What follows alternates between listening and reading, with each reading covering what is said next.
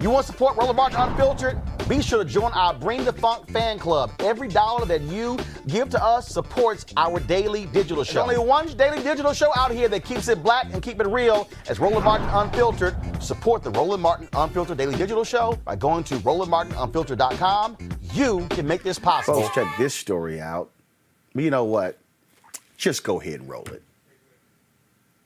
No charcoal grills are allowed. I'm white. I got you, huh? Illegally selling water without a permit on my property. Whoa! Hey! You don't live here. I'm uncomfortable. So last night, someone sent me this video that circulated on social media, and I said, what the hell? They were a bit jumbled. Yeah. It's the best way I can put it. It's like, okay, let me reason through that, what you just said, kind of thing. Yeah, right. Unfortunately. And you know what? I hate to say this. I end up having this, angst every semester that a lot of my lower ones are blacks. Happens almost every semester. And it's like, oh, come on. Get some really good ones, but there are also usually some that are just plain at the bottom. It drives me crazy. Yeah. So I feel bad. Well, this morning, Georgetown announced that particular adjunct professor was being investigated. A few hours later, they announced that Professor Sandra Sellers had been fired after she was recorded disparaging black students on a Zoom call with another professor. Video of their conversation, again, was leaked on social media by a student. And, of course, the law school initially said there would be an investigation, but, yeah, it was not long. Sellers said she told the Georgetown dean that she was going to resign. He was like, nah, you're gone. Georgetown Law School Dean Bill Treanor released an updated statement this afternoon. It said, quote, as I wrote to you last night, I'm appalled that two members of our faculty engaged in a conversation that included reprehensible statements concerning the evaluation of black students. I have further reviewed the incident and have now spoken to Professor Sellers and Professor Batson, giving each the opportunity to provide any additional context. I informed Professor Sellers that I was terminating her relationship with Georgetown Law effective immediately. Now, keep the statement up there. This is what is crazy about this whole deal. He says, during our conversation, she told me that she had intended to resign. As a result of my decision, Professor Sellers is no longer affiliated with Georgetown Law. Professor Batson has been placed on administrative leave pending the investigation by the Office of Diversity, Equity, and Affirmative Action, the results of which will inform our next steps. Until the completion of the investigation, Professor Batson will have no further involvement with the course in which the incident arose. We're taking significant steps to ensure that all students in this class are fairly graded without the input of Professor Sellers or Professor Batson. This is by no means the end of our work to address the many structural issues of racism affected in this painful incident, including explicit and implicit bias, bystander responsibility, and the need for more comprehensive anti-bias training. This is a matter of great concern to me. I will be writing to you soon with a range of actions and changes that we will implement to address these issues. I will also send information about a listening session to the Georgetown Law student community that we plan to hold tomorrow. Greg Carr, the thing about this is, again, this is a comment taking place between two white professors. We know about it because it was on a Zoom call and it got leaked. The reality is this here. These conversations happen every single day in law schools, engineering schools, in professional schools, in law firms, in corporate America. In fact, I want to pull this up. I saw this, and it's really tied to this same story that's just very interesting in terms of just how folks roll. So a test was done. And in this test, what they did was they sent out this particular statement, if you will. And it came from it was two different statements that went out. It was a law statement. And what was interesting about it is that they had sent out like 43 different law partners responded to it.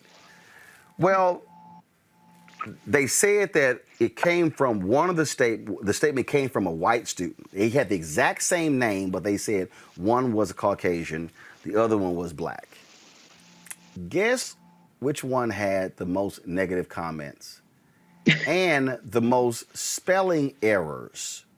It was literally the exact same letter. And folks say, like Mike Pence and others, oh, implicit bias, systemic racism, these things just don't exist. Roland, this is a very difficult and delicate topic. I think Professor Sellers was made a scapegoat. I think they made the wrong decision by terminating her and Professor Batson, removing him. Because when you see, the thing people have to understand about law school and the practice of law and the study of law is that at the center of that intellectual work is language. I remember after my first year in law school, when I went to Ohio State after coming from an HBCU, and, you know, I remember being told by 2 and 3Ls, second year and third year law students, that the professors knew as they were grading, and grading in law schools typically anonymous, but they said they knew who the black students were. I had a contracts professor who was a racist, and it was said nobody ever got above a C in his class. He's now dead. And I remember taking that as a personal affront, but I take it as an affront as a person who has lived his entire life deeply invested in language, in reading and thinking about these things. And so when I say this is delicate and I say they make the wrong decision, and I'll wind this up, but it's very important because this is the beginning of a conversation I think we have to have. Understand when a law professor is grading or listening, there are two things that kind of work. I'm just going to be very, very brief about this. As somebody who has taught for many years, every semester I teach a class at Howard Law School, Race, Law, and Change, which I'm very grateful for because the black students and the other students, it's not just black students at Howard Law, but the students who come to Howard Law, like many of the ones who go to North Carolina Central and Texas Southern, Miles College in Alabama, the HBCU law schools, they come because they want to be relieved of that type of whiteness, white expectation. But there are two things that are happening while somebody's grading, particularly if it's anonymous grading based on sentence construction. Sometimes professors are triggered by the themes that students might emphasize. I remember moot court competitions at Ohio State where they would say the black students seem to always argue on the side of social justice, and they would downgrade. The rubric is supposed to, the rubric is all culturally determined, but they would say the choices you all make in terms of what you emphasize when you're studying a case, when you're trying to go through a statute and make an argument, they always seem to trend towards social justice. So that implicit bias is coming through in the grading. The other thing is how students construct sentences, how students put together arguments, word choice. They think they know who it is based on how that happens. So we had a 2-day thing where the Black Law Students Association, that's why I was president of BALSA, we basically held the whole faculty at Ohio State hostage over a weekend at Ohio State to flesh out this challenge of whiteness as it manifests in assessing black intellectual work. When I say this is delicate, this isn't about somebody saying, I don't like black people. This is about how intellectual work is filtered through the lens of race. And you don't get rid of that by some anti-bias training and firing 1 or 2 people, because every last member of that faculty, let me tell you, came through a system that is baked into the way they think about intellectual work. And to make very, very clear, many of those classes, they don't know the names of the people they're grading. That's how deeply baked in it is. So it ain't like she's saying, here's Tawanda Jones, I'm going to downgrade you. No, there are no names on the paper. See, you don't get rid of that by getting rid of her. You make her stay there, and then you put her in the middle of the room, surround her with the rest of the faculty, and say, now explain to us why you said you have a problem in this conversation when you got some Black students who are first generation, second generation. They're in a property law class. You're talking about restrictive covenants. You're walking through the language of Shelley versus Kramer and Hurd versus Hodge and all that. And the student who has never been introduced to that language is trying to not only grapple with this new concept, but grapple with the fact that I didn't even learn about this until I got to this law school. Wow. Now, this is a delicate thing. But Sam, I'm gonna pull this up because what you just laid out, this is a perfect example. It ties right to it and it involves law. This email went out, it says 53 partners from different law firms were asked to evaluate a young lawyer's legal memo. It was the exact same memo, except half identified the writer as black, half as white. The black writer's work was consistently seen as less competent. So watch this. The exact same memo averaged a 3.2 on a 5.0 rating under the hypothetical African-American Thomas Meyer and a 4.1 under the hypothetical Caucasian Thomas Meyer.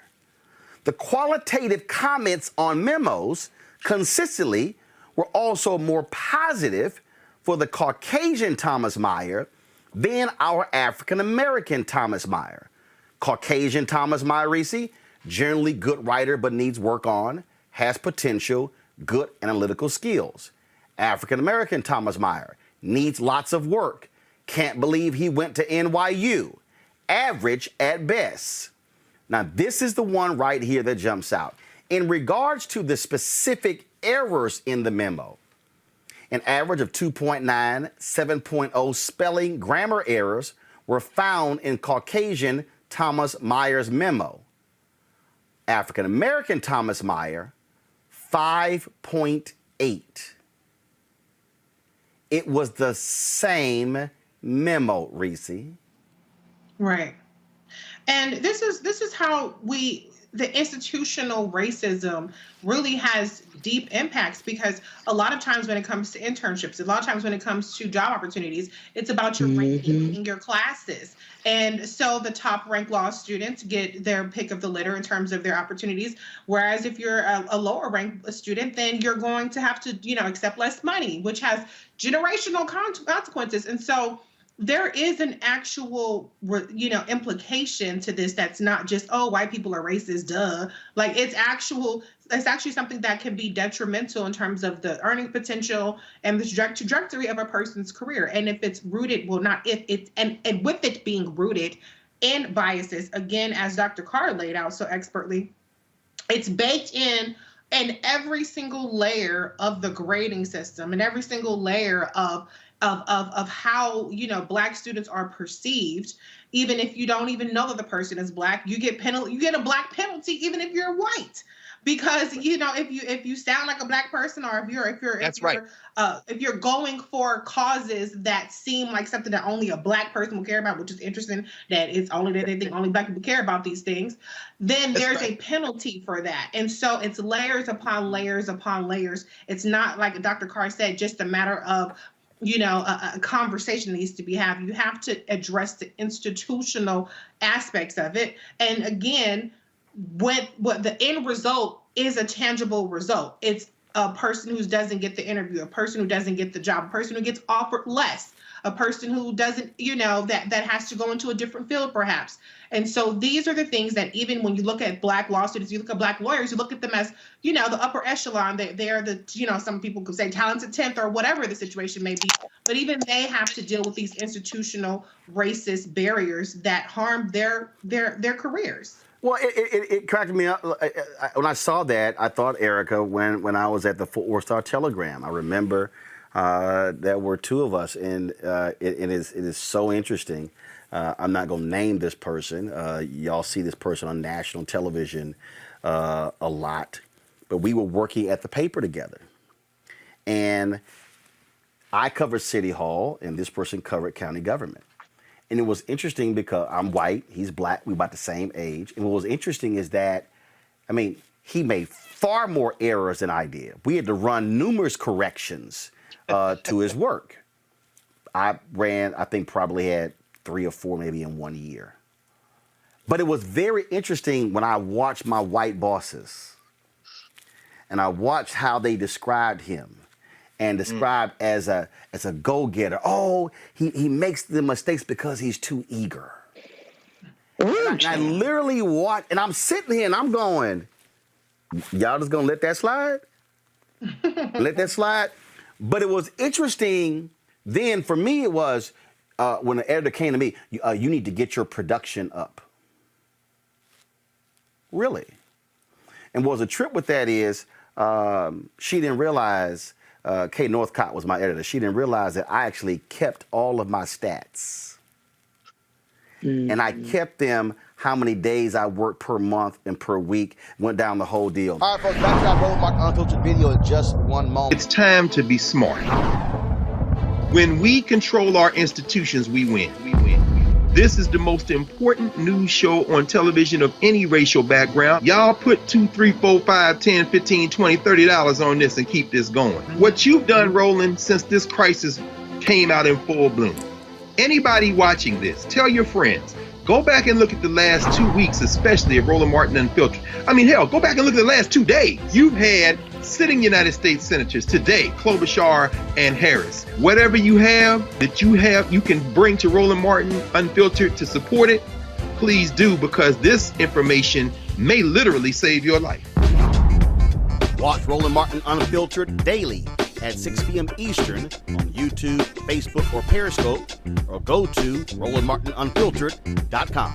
Support the Roland Martin Unfiltered Daily Digital Show by going to RolandMartinUnfiltered.com. Our goal is to get 20,000 of our fans contributing $50 each for the whole year. You can make this possible. RolandMartinUnfiltered.com.